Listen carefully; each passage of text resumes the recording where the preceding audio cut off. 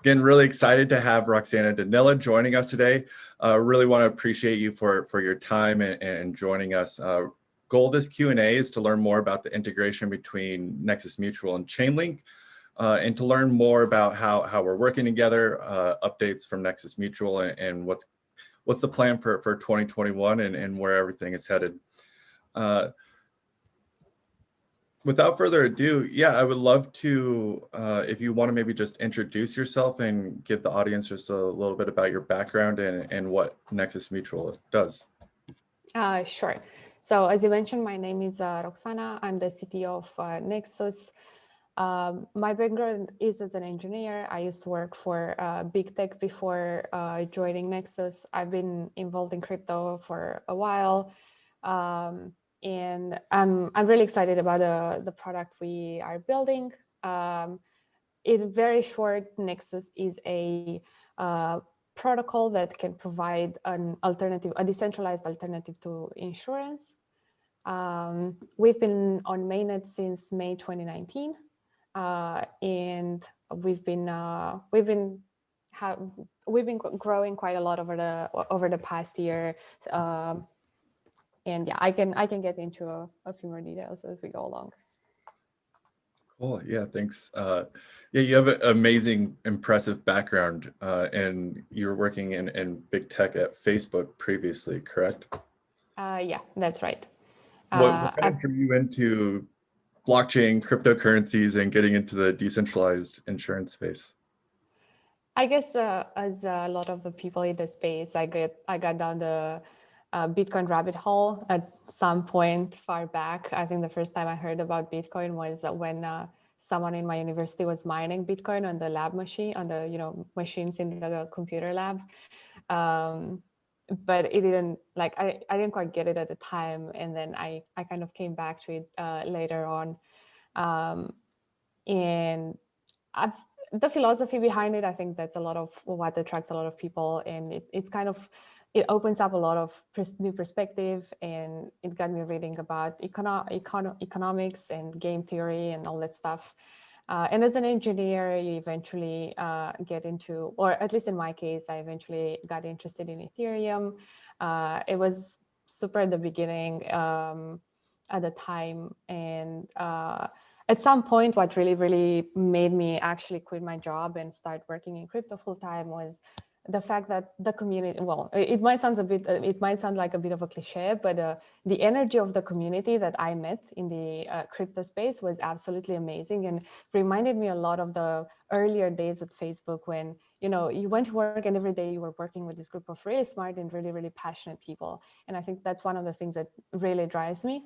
And that's how I ended up, the more I went to, crypto events and met people in the space, the more I really wanted to join. And I left Facebook and I took a bit of a detour, tried a bit of an entrepreneurial journey. I started a company closer to my previous expertise, but I was going to pitch to VCs that I knew from my crypto network. And literally 5 minutes into the pitch, we would end up talking about crypto. So they're like, what are you doing? You should totally be doing something in crypto full time. And actually through one of the VCs, I got introduced to Hugh, and that's how we started working together at the time. Yeah, that's an amazing story. Really cool, and to see more female engineers breaking into space and growing it.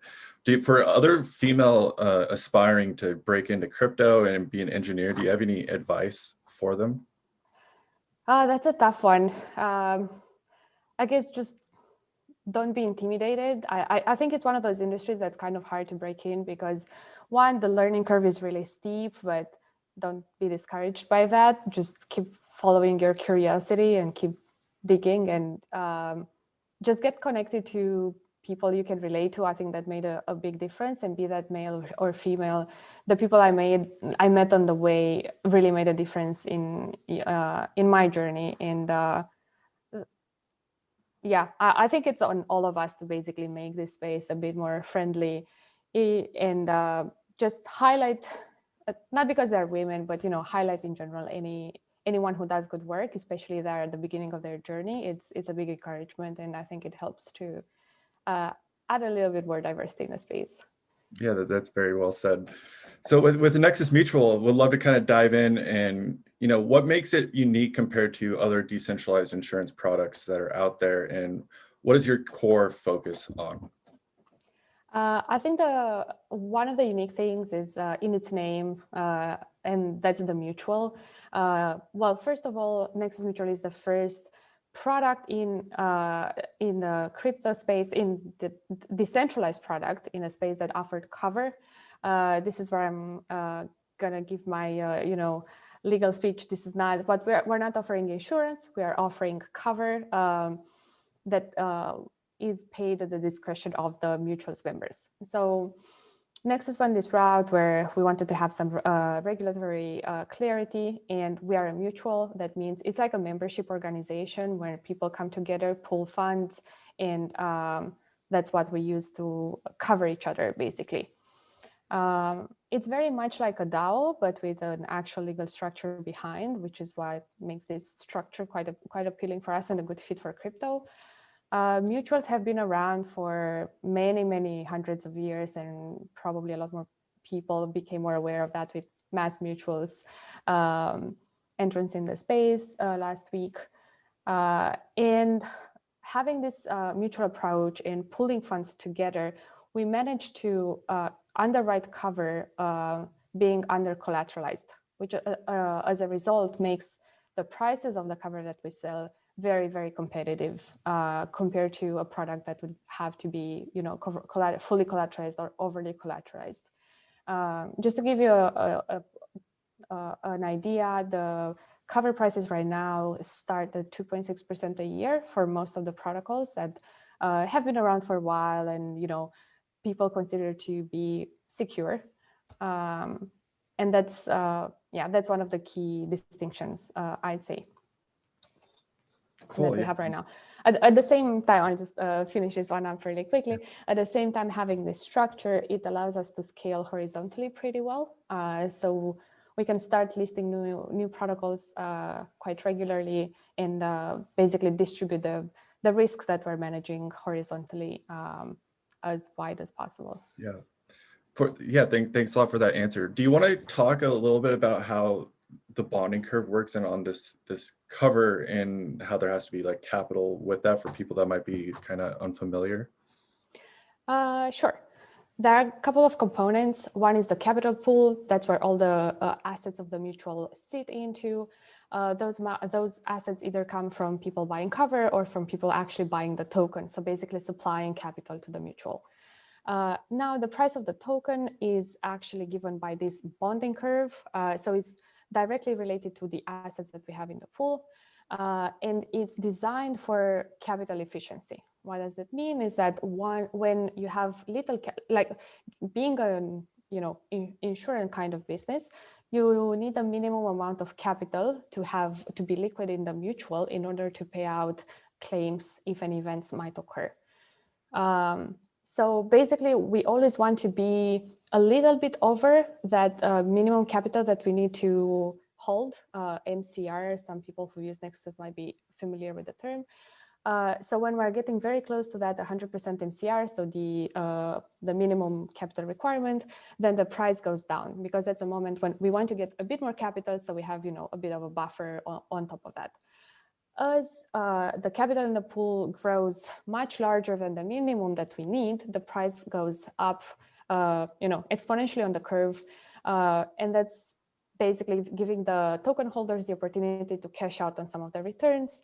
And it's a statement, because the price goes up, it encourages people to sell, and it's a statement that we have too much capital, and we encourage people to exit at that point, because we don't want to keep idle capital in the mutual, and we want to be as efficient as possible with that. So that's the core role that the bonding curve is playing in the picture. Got it. Yeah, that makes a lot of sense. With a lot of the past few months, we've seen a lot of different price oracle attacks and different things happening within just DeFi and blockchain in general. Have you seen more people asking for different insurance models, and what is the focus to kind of help users for these at Nexus Mutual? Right. We've definitely seen more people asking around for cover. One thing that the first product that we offer right now is smart contract cover, and it actually only covers users for smart contract bugs. So anything that's external to the core smart contract, like an Oracle attack or a governance attack, wouldn't be covered in our case. Obviously, with these attacks increasing in the ecosystem, that's a core focus for us. And one of the products we're working on is more comprehensive and would cover more types of risk, including Oracle failure. We're thinking a lot about this problem because obviously we are using Oracles ourselves, and we also want to offer protection for any Oracle failures in other systems. So yeah, stay tuned for beginning of 2021 when we're going to roll out the more comprehensive risk cover. Cool. Yeah, very exciting times. It feels like everyone in the space is kind of coming together and, solving these big challenges that weren't there, weren't able to be solved a few months ago. You kind of mentioned how Nexus Mutual uses Chainlink and decentralized oracles. How does that fit within Nexus Mutual specifically? We have this capital pool that I mentioned before, and at the moment we hold mostly ETH and DAI, but we can add more assets, this being actually one of the main business models that insurance companies adopt. They invest their pool of funds. And in this, we need a way to basically know what is the total value of our pool in report to ETH. And that's where Chainlink comes into picture. It allows us to get the, query the price feeds for any assets we might hold and get an overview of where we stand. And that's further down used in things like the token price, the cover amount that you get, and a few other pieces in the system. Got it. Okay, cool. Yeah, thanks a lot for that answer. With everything that's kind of happened, do you have any personal opinions on some of the attacks of price oracles and different things that have happened over the past couple of months, and any thoughts or advice for developers that might be starting new projects? I think it's definitely a sign that the stakes are getting higher. So more eyes are on these assets that we hold in smart contracts, which I think overall it's a good thing that the space is maturing and so on. That also means a lot of new developers are entering the space. And I think first of all, it's about following good practices when it comes to using oracles, and make sure that if something can be manipulated, most likely it will be manipulated, and it's just a matter of time until someone will figure out how. There's a lot of this debate around security audits and what's their role in the space and how they should be done. I definitely think they're crucial and very important given the stage we're at in the whole Ethereum ecosystem. Testing in prod is not something I'm personally fond of, and I think teams should take the responsibility that they have seriously. At the end of the day, we are directly responsible for the funds that we hold for our users. So I would love to see more and more education coming in the space, first of all, and resources around how to design good, basically what are the best practices when it comes to Oracle, handling oracles in a system, what are the potential attacks, like centralizing all this information that people who've been around for a while might know, but they're hard to discover for new developers in the space. Having partnerships with auditing firms or auditing like security researchers in general. It doesn't have to be I think there are a lot of people in the space that have the skill set to actually help find these issues before they go into mainnet. So being in touch with them, with those communities, and getting audits, I guess that's the minimum that everybody should be looking for. Yeah, that's very good advice and very well said.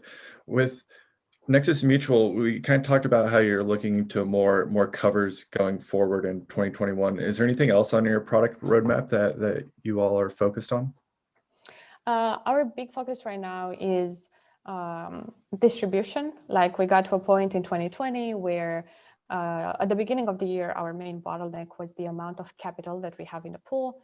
The summer helped us get more capital. So now it's on us to basically sell more cover and get to the end users that would benefit most from the products we're offering. So that's the main thing we're focusing on right now. Then it's rolling out new products to cover different types of risks that are not necessarily being addressed right now. And we have a few more things in like general focus on strengthening our core incentives. We have to make sure that, because it's such a close-knit systems where we have the stakers that have to provide capital to underwrite the risk so people can buy cover. It's a lot of a chicken and egg problem, problems that we have to solve. So we need to make sure we iterate a lot on the core mechanics until we get them right. And I think as whenever it comes to incentives, you're always going to get them wrong a couple of times. So we're in that space where that's a stage where we're refining them and hope to get them better. And that's the other big thing we're focusing on. And then finally, there's stuff around, we have a pool of funds, and are there any other opportunities in investing those funds so we can get more capital for more revenue, more profit for the token holders. And finally, as always, there is a continuous focus on decentralization, and we are taking active steps to basically decentralize as many things as possible and hand as much power as possible to the community and driving the protocol forward. Cool. Yeah, no, it sounds very exciting what you have going forward, and really excited to see your progress. Before we kind of wrap up here, is there anything else that maybe we didn't talk about that you wanted to say to the audience or talk about? Good question. Well, first of all, get in touch with us. We're on all sort of social channels. If you're interested, in finding more, you can find us on our app, on Twitter, on Discord, all that stuff. And I'm really looking forward to see how the Oracle space is developing. I think you guys have been doing a great job, and it is by far the best offering when it comes to decentralized oracles. I think it's a really, really hard problem to get right, but and I'm really looking forward to see what sort of new things you are going to do over the next year. And that's about it. I'm looking forward to 2021, like all of us. I think so. I think that the year we really appreciate what you just said too, and it's been fantastic working with your team, and it's crazy seeing you were one of the leaders of starting this whole decentralized insurance space and how far you've come in such a short amount of time. So it's been fantastic working with your team, and really excited to see your growth as well. Same here. Yeah, cool. Well, where can people follow you? Do you have a Twitter yourself? Yeah, I'm on Twitter, Telegram, and all sort of social channels at Rox Danila. So yeah, happy to just follow along if I can answer any sort of questions. Always happy to get in touch. If there are new people, I'm always really excited to speak to new people who are getting into the space, especially women. But yeah. Amazing. Yeah, I'll make sure to drop those links into the description afterwards. The video should be up in a couple hours. Otherwise, Roxana, I really appreciate you taking the time and joining us today. Thanks for having me. And all the best to the whole Chainlink team. I almost say happy holidays. It feels like it's Christmas already. I know, yeah. It's like barely snowing here in Colorado, so yeah, it doesn't feel quite like it's the end of the year, but it's approaching quick. Cool. Well, Well, thanks a lot, everyone, for joining us today. We'll be having another AMA here shortly, but really appreciate everyone joining, and thanks